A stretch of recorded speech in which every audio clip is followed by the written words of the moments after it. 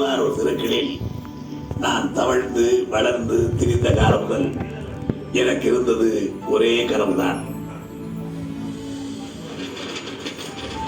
கல்வி, சமூக நீதி, விவசாயம், தொழில், சுயமரியாதை, தியாட்சியில் உலகிற்கே வழிகாட்டியாய் என் தமிழ்நாடு இருக்க வேண்டும் என்பதே.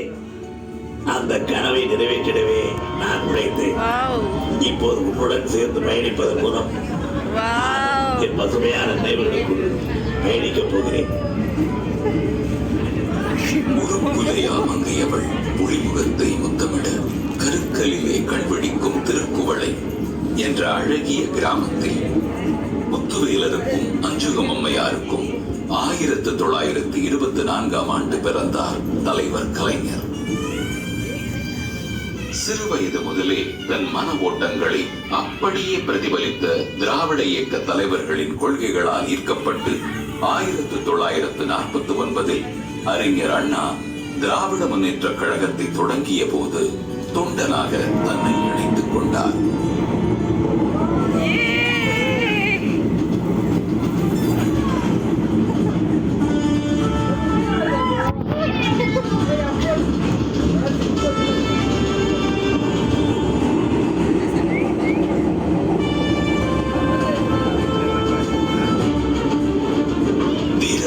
கோட்டமாம் திருச்சி கலைஞரை தமிழ்நாடு அறிந்த தலைவராக அடையாளம் காட்டியது.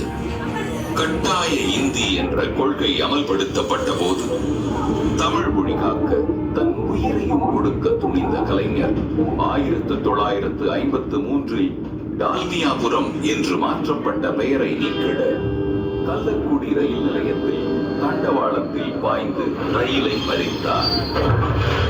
இது தமிழ்நாடு எங்கும் பெரும் அதிர்வலைகளை உருவாக்க பாய்ந்து வந்த இந்தி தமிழ் முன் இதுவே திராவிட முன்னேற்ற கழகம் தமிழ்நாட்டில் ஆட்சி அமைக்க காரணமானது.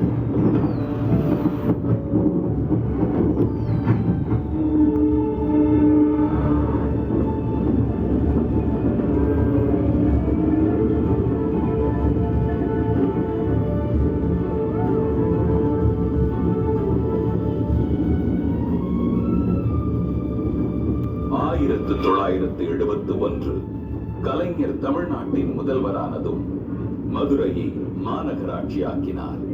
கலைஞர் ஆட்சி காலத்தில் தான் தென் தமிழ்நாட்டு மக்களின் நீண்ட நாள் கோரிக்கையான சென்னை உயர்நீதிமன்ற கிளையை மதுரையில் அமைத்து தமிழ்நாட்டு மக்களுக்கு விரைந்து நீதி கிடைத்திட வழி செய்தார்.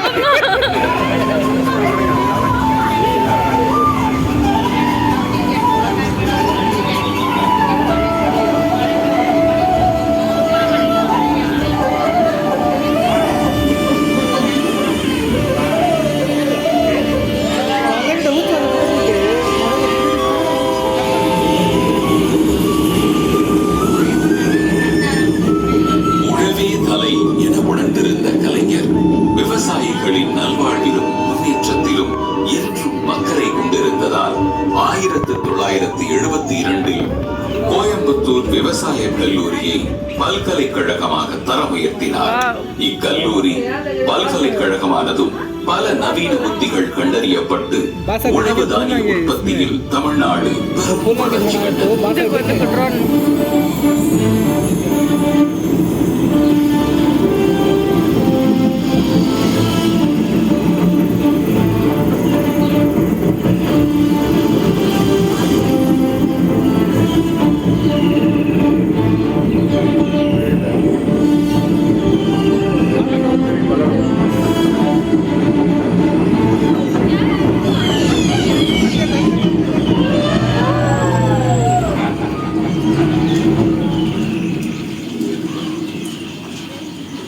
శాంతి భద్రంగా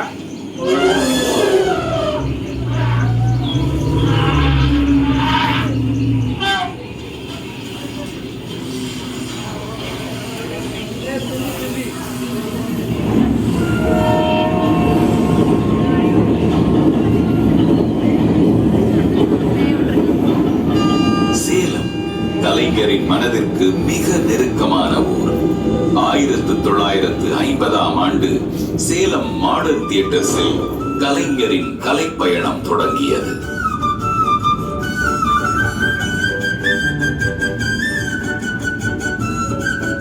கலைஞரின் பேனா திரைப்படங்களில் பகுத்தறிவை, திராவிட கொள்கைகளை தமிழ்நாட்டின் மூலை முடுக்கெங்கும் கொண்டு சென்றது.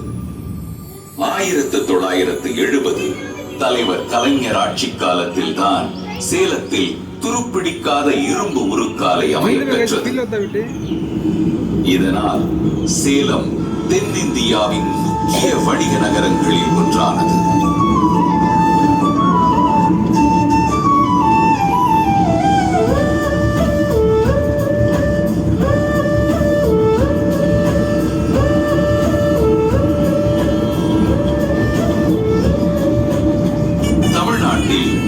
சிப்காட்டை ராணிப்பேட்டையில் தொடங்கி தொழில் புரட்சிக்கு வித்திட்டவர் தலைவர் கலைஞர். பல உள்நாட்டு வெளிநாட்டு நிறுவனங்கள் தமிழ்நாட்டின் சிப்காட்டை தேடி வந்ததற்கு கலைஞரே காரணம். லட்சக்கணக்கான தமிழர்கள் இதனால் வேலை வாய்ப்பு பெற்றனர்.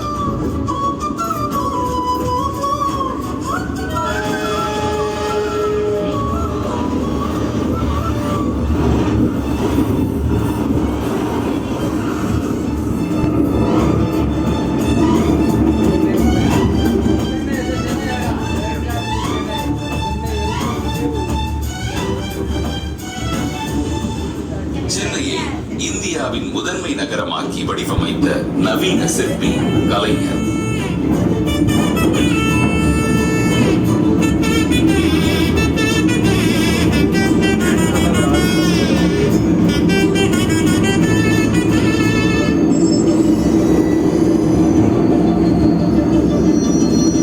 தமிழ்நாடு முழுவதும் போக்குவரத்து வசதி பெற பேருந்துகளை நாட்டுடைமையாக்கினார். இந்தியாவிலேயே முதலாய் குடிசை மாற்று வாரியம் அமைத்து குடிசை வாழ் மக்களை அடுக்குமாடி குடியிருப்பில் அமர வைத்தார்.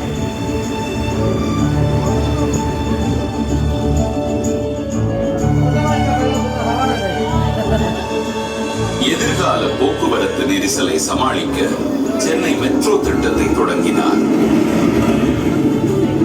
தகவல் தொழில்நுட்பத்துறையின் மையமாக சென்னை மாற டைடல் பார்க்கை உருவாக்கினார்.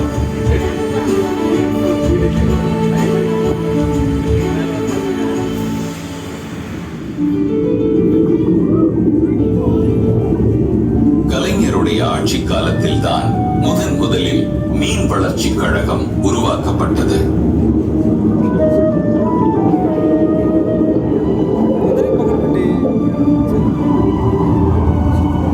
மீனவர் நல வாரியத்தை அமைத்துக் கொடுத்து மீனவர் வாழ்வு சிறக்க உதவினார்.